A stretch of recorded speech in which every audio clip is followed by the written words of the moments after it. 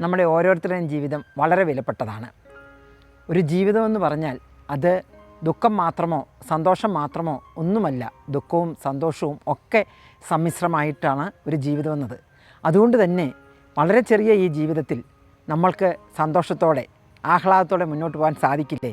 ചെറിയ ചെറിയ സന്തോഷങ്ങൾ, വളരെ കൊച്ചു കൊച്ചു സന്തോഷങ്ങൾ നമ്മൾ പറയും, അതുപോലും നമ്മുടെ ജീവിതത്തിൽ നമ്മളൊരു സന്തോഷമാക്കി തീർത്തു കഴിഞ്ഞാൽ തീർച്ചയായും നമ്മുടെ ജീവിതം നമുക്ക് സന്തോഷപ്രദമാക്കുവാൻ ആഹ്ലാദപ്രദമാക്കുവാൻ നമുക്ക് സാധിക്കും. നമ്മുടെ ജീവിതത്തിലെ ഓരോ സന്തോഷവും അല്ലെങ്കിൽ അത് ദുഃഖമാക്കി തീർക്കുന്നതും ഉറപ്പായിട്ടും നമ്മൾ തന്നെയാണ്.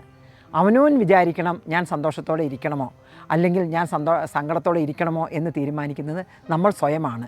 നമ്മൾ ഓർക്കും വെളിയിൽ കാണുന്ന പുറത്ത് കാണുന്ന ഓരോരുത്തരും ഓരോ കുടുംബവും അല്ലെ ഓരോരുത്തരും വളരെ സന്തോഷത്തിലാണ് കഴിയുന്നതെന്ന്.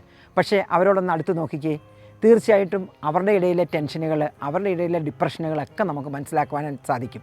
ഒരു പക്ഷേ നമ്മളെക്കാൾ ഏറെ വേദന അനുഭവിക്കുന്നവരായിരിക്കും അവർ. പക്ഷേ ഈ വേദനകളും ഒക്കെ ഒരു സന്തോഷകരമായി തന്നെ നമ്മൾ കാണുകയാണെങ്കിൽ, ചെറിയ ചെറിയ വേദനകളെ നമ്മുടെ ജീവിതത്തിലൊരു സന്തോഷമായി കാണുകയാണെങ്കിൽ ഉറപ്പായിട്ടും നമ്മുടെ ജീവിതം ധന്യമാക്കാൻ നമുക്ക് സാധിക്കും.